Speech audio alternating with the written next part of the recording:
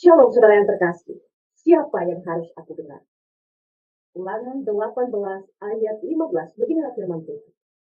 Seorang nabi dari tengah-tengahmu, dari antara saudara-saudaramu sama seperti aku, akan dibangkitkan bagimu oleh Tuhan Allahmu.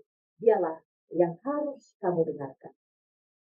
Saudara yang terkasih, di dalam kehidupan ini ada begitu banyak suara yang bisa kita dengarkan, mulai dari keluarga, teman, media sosial, bahkan suara hati kita sendiri.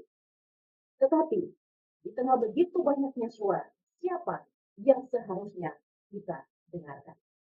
Di dalam ulangan yang kita baca hari ini, berbicara tentang Tuhan berjanji akan membangkitkan seorang nabi seperti Musa bagi bangsa Israel. Nabi ini akan menyampaikan firman Tuhan dan mereka diperintahkan untuk mendengarkannya. Ayat ini digenapi oleh pribadi Yesus sendiri. Dia adalah sang firman hidup. Di dalam dia kita bisa memperoleh kehidupan yang membawa kita semakin dekat dengan Tuhan. Yesus adalah nabi yang lebih besar daripada Musa. Dia bukan hanya menyampaikan firman Tuhan, tetapi dia adalah sang firman Tuhan yang hidup. Sama seperti bangsa Israel yang membutuhkan tuntunan Tuhan di padang gurun, demikian juga kita di dalam kehidupan ini.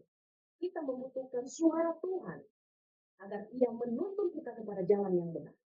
Sekalipun dunia ini menawarkan banyak sekali nasihat yang kelihatannya membuat kita bahagia, membuat kita senang, tetapi suara-suara itu hanya sedap untuk didengarkan, tetapi justru membawa kita kepada maut.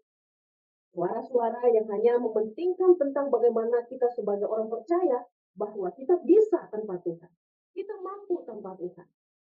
Suara-suara demikian seringkali membuat kita akhirnya merasa percaya diri, sehingga kita tidak membutuhkan Tuhan di dalam kehidupan kita. Hari ini mengingatkan kita, sebanyak apapun suara yang datang dari dunia ini, itu adalah suara-suara yang sementara, yang hanya membawa kita menikmati keadaan-keadaan situasi yang ada di sekitar kita. Tapi suara yang datang daripada Tuhan, yaitu sang firman Tuhan yang hidup itu, sekalipun terkadang tidak menyenangkan hati, sekalipun terkadang tidak enak untuk didengarkan, tetapi justru firman Tuhan itulah yang membawa kita kepada jalan yang benar dan membawa kita kepada kehidupan yang kekal. Firman Tuhan adalah satu-satunya yang bisa memberi kita tuntunan yang pasti di tengah dunia yang tidak pasti. Hari ini, marilah kita bertanya pada diri kita sendiri, suara siapa yang sering kali kita dengarkan sampai hari ini? Suara orang-orang di sekitar kita, suara dari teman-teman kita, suara dari media sosial, atau justru suara dari sang firman Tuhan itu sendiri, yang tentunya membawa kita dalam damai sejahtera, membawa kita dalam sukacita yang abadi bersama dengan Dia. Amin.